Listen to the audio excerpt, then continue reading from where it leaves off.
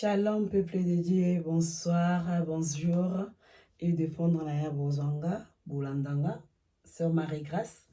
et sous la émission sur la Bible, émission sur la Bible, et on a sous le sujet na biso ya challenge, otozo mona na ba Facebook, ba challenge tozo mona na ba surtout Facebook même pas TikTok, na epena na TikTok.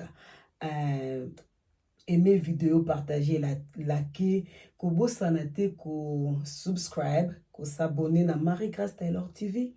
Abonnez-vous massivement, partagez vidéo. Nalba toujours chaque fois ce qui vidéo oyo tamsu yo taliango omonango normal aux yeux le côté mais so passez pas mutumsu so rezoa pour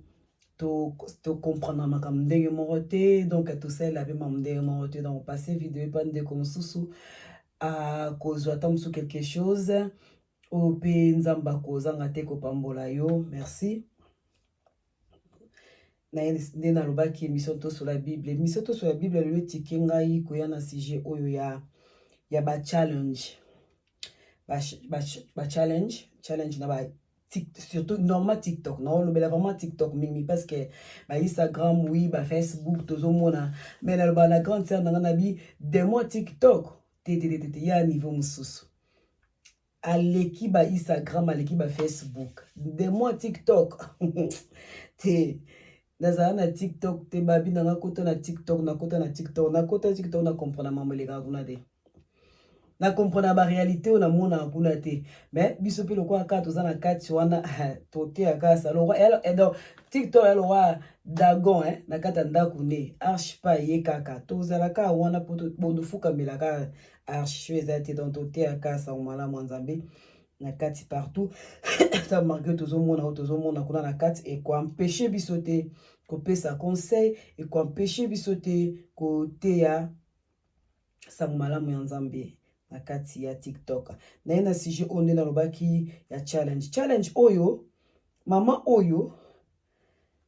na TikTok she went from planning Christmas to planning a funeral. A local mom says her 12-year-old son is vraiment dead. otia ba audio te parce que na évité ceux qui pour eza news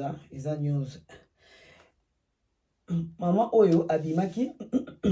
na ko poster vidéo oyo na page nanga ya Time of Grace so boki na page ya Facebook page nanga Time of Grace bolandango oza besoin d'explication to so pesa explication awa so po lingo zo vidéo yango osela ngo mission o comprendre to beninga no expliquer pour la bande na biso ba français no expliquer ça la mission et ça la biso pe bien pour ezana eloko nyoso tout ekana sa mo o photo landa ngo kaka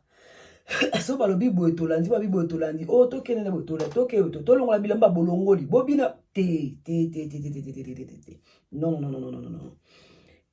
mwasi oyo abimaki atiki mwana ndaku bana baosala challenge mo na TikTok challenge wana na TikTok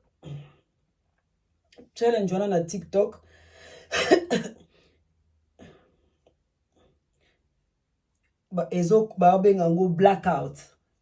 challenge na TikTok blackout et ça ma définition est belé et que ba que non so ko perdre conscience o perdre conscience ko blackout na bangwana o ba osala ba bandosa ba challenge eza okangi pema okangi de ti pema o kosene ti o blackout okay okangi pema donc inconscient okay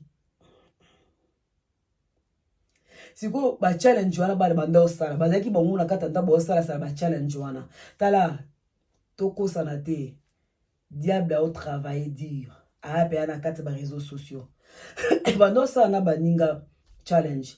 mwana oyo azana 12 ans na challenge wana mwana oyo azana 12 ans na challenge oyo ya TikTok o bande ko sala na TikTok bande ko sala mwana oyo ye ya mobali pardon c'est na la photo na ye na Alexa na challenge oyo mama na ye azoloba na challenge wana na TikTok ila asali challenge wana blackout yake libela akufi akufi mwana yeyo mwana kitoko akufi na challenge ya TikTok kokanga pema kokosa na kokende wana mama na ye ya mobali ya 12 ans akufi mama zaki quelque part abengi ayoki baolo bakeno yaka nani akufi amuna ngulu kwa baje ayebwe o challenge one ko sala challenge ya blackout okay okosani soki kokangi pema kokanga pema sikoso kutakangi pema ukangi pema comme le niveau mobe ukangi pema kokisu to sala ni to pema ozongi ko comment ko kokanga pema ukangi pema titi ememo na liwa omona ka eza diable ba mama na ene pesa conseil ndeni to mona na TikTok omona challenge ya boy ngas ko eloko se sanga liboso na kota TikTok kana na bando ebate na mona mama komone azana titre pasteur na challenge mobwe na mona ki bato osala nyoso tusko yena ndenga yela kyango challenge yango mama pasteur yango na préfère ko tomso bato mso bando sala donc ayela ngona mbeti moko donc natali na bi seigneur siko o bate ya biso ka oyo on va dépendre yo ka no yo kana ngate era ba challenge mso ko sala te era ba challenge mso ko landa te eza ba challenge msusu te poka challenge tala diable azana kata monde réseaux sociaux na ndenga muketa coach pour nous détruire tala mama oyo alobi kenini ezaki mardi sala même mardi fête à Noël ya ko préparer Noël et baluki ko préparer funéral titre la news o ba la biso la journal OK non fête ya Noël et baluki ko préparer funéral pour il faut préparer funéral na ya mwana ne donc mawa esengo o ba fa fêter dimanche et baluki ko lela pona nini pona ka ba challenge tala ba challenge nyoso tout eza ya kolanda o mona chrétien ye aosa la challenge moko yo tali après challenge na aol ba auto s'abonner o bo s'abonner bo la kenga non la quitter non s'abonner te non prier que tu ba tourner ba désabonner poser les loko pesa ta ba misune ba osala ngo tozo tala obona nzambe simba ye toucher ben yo po yo koti pe na kati wana. Car Bible ezoba ke no toza na mokili to vivre na mokili mais toza na mokili mais le mokili esa makam na bango yo po ye o se nanger na kati makam wana o leki na bango oyo sele ngo na ndenga bizeti ale na suko bito s'abonner na pe na zwi liboko na ngana teta na s'abonner non s'abonner ta prière na ngo tezani ba mona kata TikTok na ngo te ba mona kata mangam na ngo te pour exemple ni nozo pesa obengami na titre moko obengami na référence moko boy yo po yo kote na distraction wana non ba challenge nyoso tout tozo mona za ba challenge auto kolanda ba challenge nyoso tout to mona ba challenge auto yo sali la non je suis désolé ba maman mona oya kufi likola challenge ya TikTok ya kokanga pe ma blackout okangi pe mokeya ke libela to vandaka to yebisa baba na biso tala bazabolo bazana kati ya YouTube ba réseaux sociaux surtout des mois TikTok wana penda ye penda za dragon soka ye penda bwaki moto na aza penda dragon poza ya bango kuna pe ya ba chinois TikTok ya bango ba chinois donc dragon penda mamboleka na TikTok na Facebook les karaté na nini les karaté na YouTube penzate les karaté na Instagram les karaté na Snap mais na oye les na TikTok moko so tali mutu pasi au continue na deuxième baza troisième baza ozo baté so balala raté parce que autant les car baton pe États-Unis tetam so baza un air différent dragon wana pourquoi les a monde à dragon sera ya boki ga owa mikola so abike no ba ofinga na sa pider ba loba soki ndenge ba osala soki ndenge ba Seigneur toyebisa bana biso mama oyo aolela siko mwana kufi likola challenge ya TikTok ba osala ba challenge na baninga yake ezwaka bato oyo ya nini mama na mwana bato oyo ya makila pete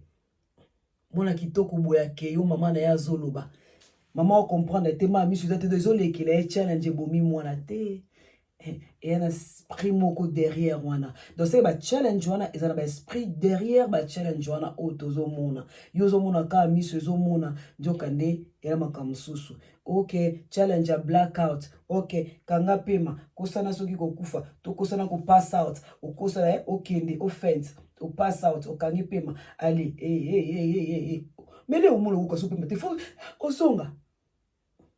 Ok, démon moura ya ki alongola ki na pema na ki na esprit na mwana. Ozo comprendre te. Donc contribution na ngana kata vidéo ezala ki bongo donc tobando ya. Toya vraiment to moni botoye to like sa maman partager vidéo bana mwana na yo bana maman ndeko pe moko ata mukolo. Ah, tala mwana moko akufi na challenge ya TikTok.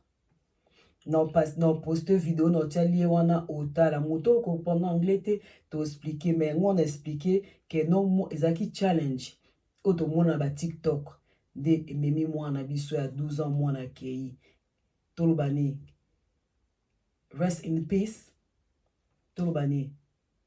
que son âme repose en paix tolobani désolé la maman na ye sorry to his mother. Non, le bani, le quoi, maman, mon a 12 ans, mardi, et ça l'a mis mardi, le dimanche, l'autre à Christmas, dans sa vidéo, dans la Christmas, et ça l'a mis mardi, de l'autre, donc maman, n'a pas fêté, à comment va de matanga.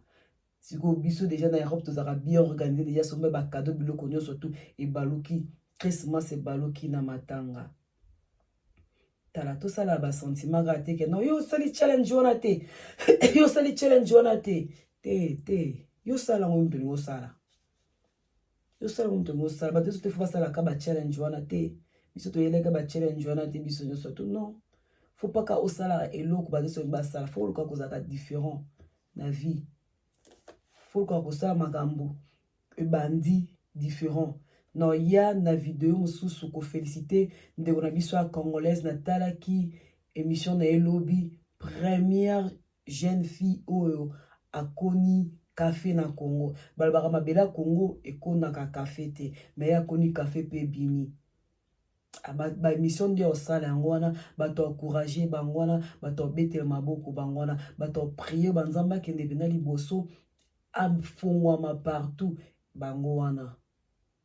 Non ya na émission wana, partager vidéo, aimer like, on est aki sur Marie Grâce, mission na biso lelo émission to sur la Bible, moi na kufi likolo ya challenge dia bazo comprendre que non ba na biso baza futur alo beza bango ba évangéliste o ba ko telema o ba ko bundisa ye contre misala na ye yango peut-être azolinganine a détruire bango a longola bango na samoi oyo